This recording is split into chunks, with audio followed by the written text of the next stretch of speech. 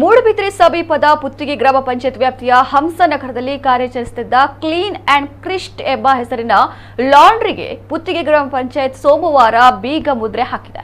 ಪಂಚಾಯತ್ ಪರವಾನಗಿ ಇಲ್ಲದೆ ವಾಣಿಜ್ಯ ಉದ್ದೇಶಕ್ಕೆ ಭೂ ಪರಿವರ್ತನೆ ಆಗದ ಮೂಡ ಮತ್ತು ಪರಿಸರ ಮಾಲಿನ್ಯ ನಿಯಂತ್ರಣ ಮಂಡಳಿಯ ಅನುಮತಿಯೂ ಇಲ್ಲದೆ ಅನಧಿಕೃತವಾಗಿ ಕಾರ್ಯನಿರ್ವಹಿಸುತ್ತಾ ಇದ್ದ ಆರೋಪದ ಮೇಲೆ ಈ ಲಾಂಡ್ರಿಗೆ ಬೀಗ ಜಡಿಯಲಾಗಿದೆ.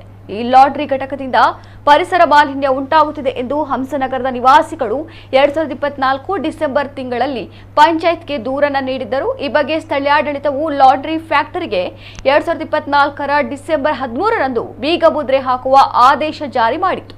ಪಂಚಾಯತ್ ಆದೇಶವನ್ನ ಪ್ರಶ್ನಿಸಿ ಲಾಂಡ್ರಿ ಮಾಲಕರು ಹೈಕೋರ್ಟ್ನಲ್ಲಿ ದಾವೆ ಹೂಡಿ 2025 ಮೇ ಒಳಗೆ ಲಾಂಡ್ರಿ ಫ್ಯಾಕ್ಟರಿಯನ್ನ ಬೇರೆಡೆಗೆ ಸ್ಥಳಾಂತರಿಸುತ್ತೇವೆ, ಅದುವರೆಗೆ ಪುತ್ತಿಗೆ ಪಂಚಾಯತ್ ವತಿಯಿಂದ ಲಾಂಡ್ರಿ ಫ್ಯಾಕ್ಟರಿಗೆ ಬೀಗ ಮುದ್ರೆ ಹಾಕುವಂತಹ ಬಲವಂತದ ಕ್ರಮ ಕೈಗೊಳ್ಳಬಾರದೆಂದು ತಡೆಯಾಜ್ಞೆಯನ್ನ ತಂದಿದ್ದರು.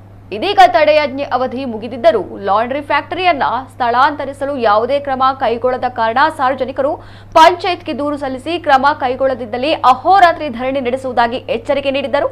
ಈ ಹಿನ್ನೆಲೆಯಲ್ಲಿ ಗ್ರಾಮ ಪಂಚಾಯತ್ ಈ ಲಾಂಡ್ರಿ ಫ್ಯಾಕ್ಟರಿಗೆ ಬೀಗ ಜಡಿದಿದೆ. ಬೀಗ ಜಡಿದ ಬಗ್ಗೆ ಗ್ರಾಮ ಪಂಚಾಯತ್ ಅನ್ನ ಹಂಸನಗರದ ಜನರು ಅಭಿನಂದಿಸಿದ್ದಾರೆ.